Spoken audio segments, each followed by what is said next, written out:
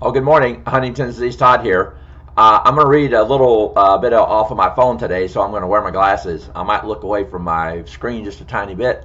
I was thinking about it one day. A gentleman was putting together a party for one of his family members that had Huntington's disease, and I told him about some of the stuff that we did for my mother. We had a big party and did a banner and did different things like that.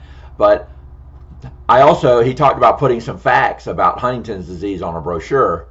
And I said, well, I'm going to try to, make some changes or modifications to some of the terminology that we've been using for Huntington's disease. I'm going to give you these terms today, and I'll try to go into a little bit of depth. And then I think I'll put these in the first comment on this video. I did learn a little bit more about that the other day, so I'll pin the comment on these particular things.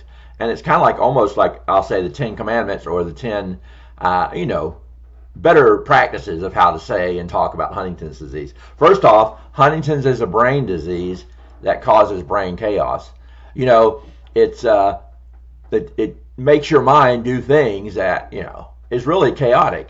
And it's not like any other disease hardly, because it just has so many different effects. So it's a brain disease that causes your loved one to have like a little bit of chaos going on in their brain. And that's number one. And number two, it takes away the mind but not the person that we know and love. Although Huntington's disease will start making the person that we know fade away, they'll still be there. Number three, it can cause them to act differently, and it can cause that to happen almost daily. One day to the next, a person could lose part of their brain that makes certain things happen. And again, some people are dealing with things much worse than what I have, and it is, very confusing, because one day you'll think you've got a normally sane person, and the next day, they may not be acting sane at all. So it can cause them to act differently almost every day.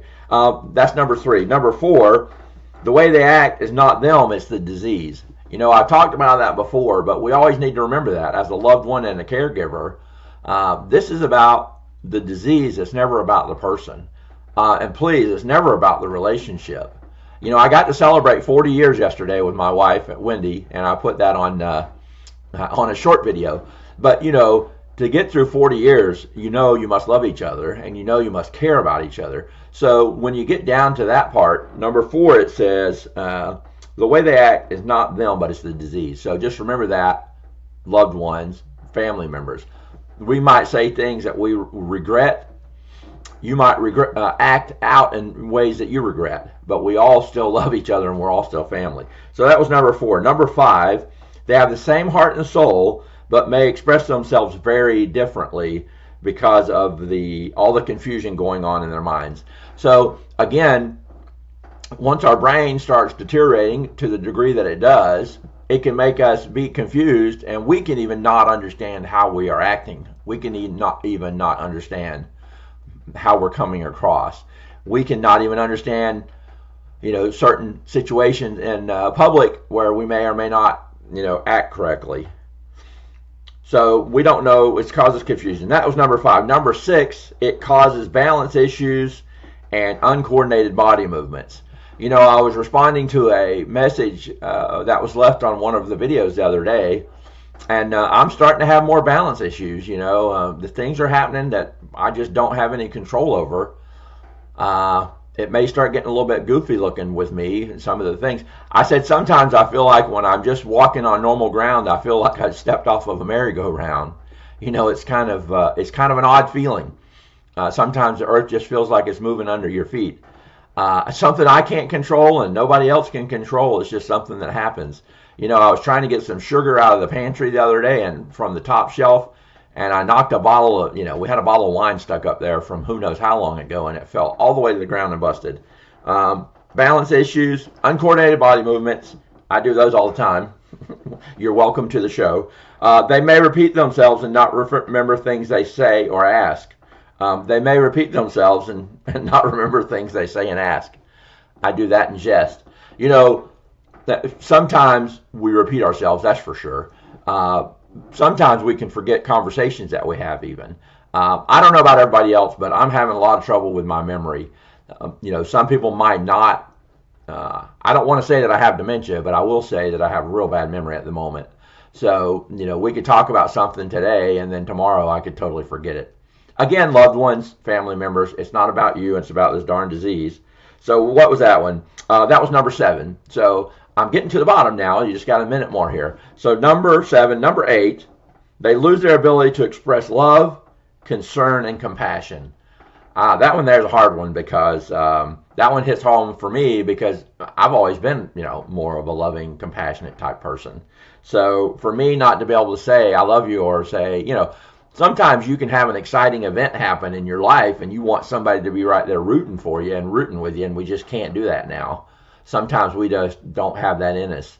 My wife and I were able to celebrate our anniversary pretty successfully. We had a steak dinner, just so you know. And so that was nice. But again, this is for family members too, because you have to remember that the person that they are is not the person that they once were. And that was number 8. Number 9, and we're getting into the home run here. It causes apathy and loss of confidence, so they may seem uninterested.